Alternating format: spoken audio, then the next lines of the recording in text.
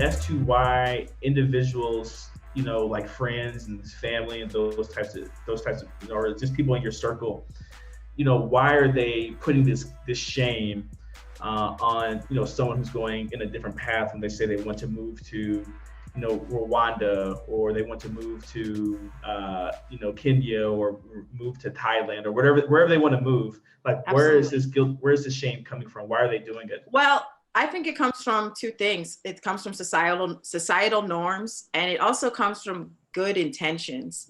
When I speak about this, I want everyone to remember, like, the people who love you, they have good intentions. However, they just might not be willing to take the same risks as you, right? And so it becomes, all right, you know what? All I know, like they say that our brains are wired to keep us safe, meaning anything that we don't, that's not familiar, we want to run back to. And that's why a lot of people go back to old relationships or old jobs or whatever is familiar. Now, you think about countries, especially like the countries off the beaten path that are not the Frances and the UKs of the world. And you're like, you're going where? Right? Like Colombia is only the emerging like digital nomad place. How many people do you know that have said to you, Pablo Colombia, Escobar. right? It's like, so are what? It's just ridden with drug cartel.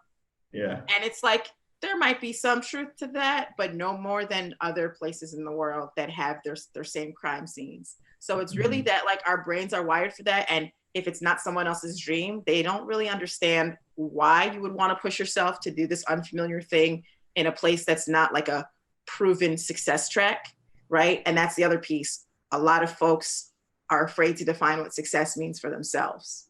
And so it goes back to, well, think about what that American dream is supposed to be.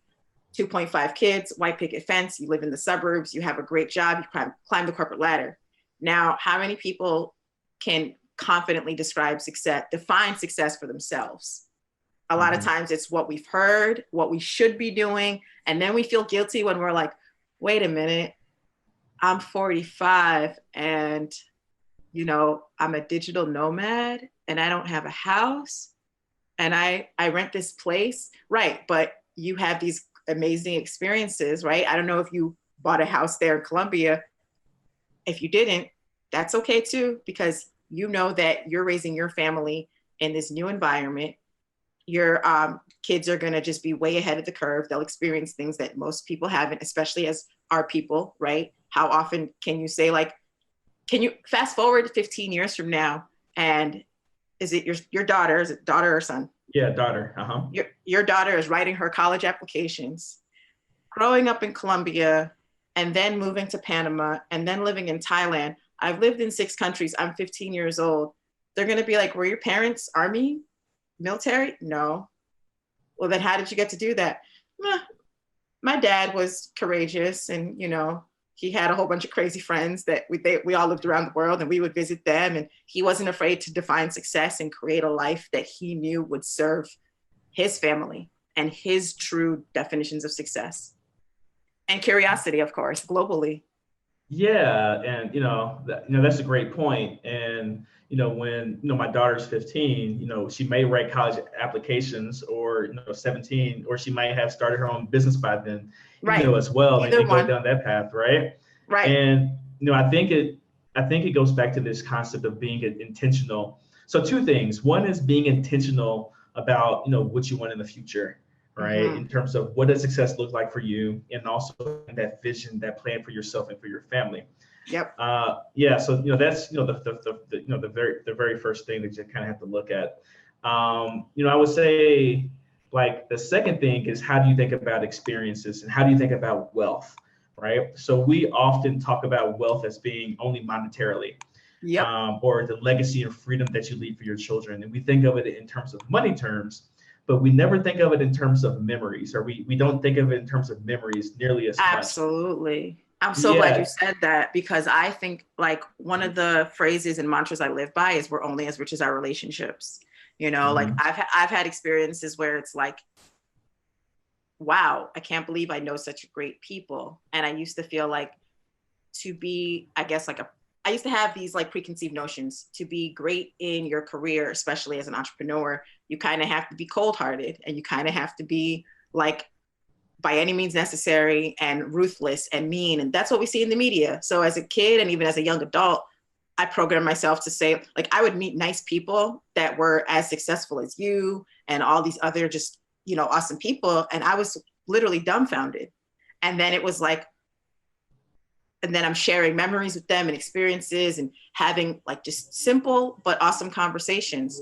And it goes back to being as rich as our relationships is really what we have between each other, like that true fellowship, especially amongst our people, right? And now take that to the global stage. Wow, I remember the time that I was able to visit my friends all over the world. I have friends that I actually don't see in the US. We only see each other in other countries. Not intentionally, it just works out that way. But how beautiful is that? Yeah, I have friends like that too. It just happens by accident that we met up in, you know, France, or that we meet up, you know, when we go out to Thailand to visit them in, you know, Chiang Mai, or, you know, when they come here and spend a couple of weeks down here as well. And, you know, and I think that's great. And I think it's a luxury that we especially have as Americans because of that little blue book that we have, right? You know, that U.S. passport. So, you know, one of the pieces of this title, you know, we were talking about is passport freedom. And I think that, you know, having multiple passports and having passport freedom is another form of wealth to make your life in your children's lives, your grandchildren's lives a lot easier. Can you talk about that a little bit more in terms of, you know, how some people are just going to different places and moving to different places to establish that level of passport freedom as well? Absolutely. So it's interesting when we say passport freedom, like there's still stipulations. However, it goes back to this mindset and belief. Like I'm of the belief that we have unlimited access to the world. And so, yes, when you go to someplace like Thailand, you can live there for 90 days without having to get a work visa. Yes, there's stipulations. However, it's like the world still really is yours, right? And the American passport, I'm going to say before Trump, because who knows what he's going to do, has a lot of power and a lot of freedom beyond other places. Like a lot of other countries' passports, it's very restricted. I have both a Nigerian passport and an American passport. I'm a US citizen, however, I still have a Nigerian passport. That's where I'm originally from. And if I were to try, like I often will look up like Nigerian passport, you know, do I need a visa for this place? For 80% of places, yeah, absolutely, right? And I have friends from all over the world where it's the same thing. If we're planning a trip, wait, I got to get my visa. And we just have so much leeway with where you can go for a certain amount of time and, you know, just to sit and experience that without having to think too hard about like, well, you know what, let me wait. Like I always say, like, it's better to do it now than wait until the perfect time from now. So if you can go test out what it's like to live in Thailand for 3 months, by all means, go ahead. No need to wait until you get a working visa for a year or 2 or 3, because what happens if you never get it? Sometimes it's not guaranteed. Like you might get denied. I have a friend from France who he got denied to his visa to go to the US for grad school, and he's from Morocco. So he ended up staying in France because that's where he grew up. And it's like, that stuff happens, right? So you never really know what it is tomorrow. And, you know, urgency is so huge in terms of like, now when I say urgency, don't go quit your job and say I said to quit your job. I mean, what can you do now to put those pieces into place now without waiting for the big grandiose thing to happen? It's kind of like in business, right? There's a lot of ideas we have where it's like, man, I need seed capital, I need funding, I need investors. Okay, great. But what can you do now before you get all of those? You can always be a consultant before you get, you know, startup capital and venture capital. If you're trying to invent something, like what can you do now to get on that pathway? Yeah, I mean, I think that's, you know, very true. Is that there's no perfect time to start traveling.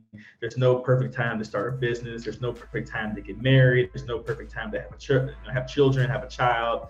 There's really no perfect time for anything. I think, you know, those who are successful and intentional, or I guess successful, they have an intentionality about themselves where they know it's not going to be a perfect time, but do it anyway, right? You know, they still take that leap of faith and just work on their craft or just work towards whatever goals that they actually had in life.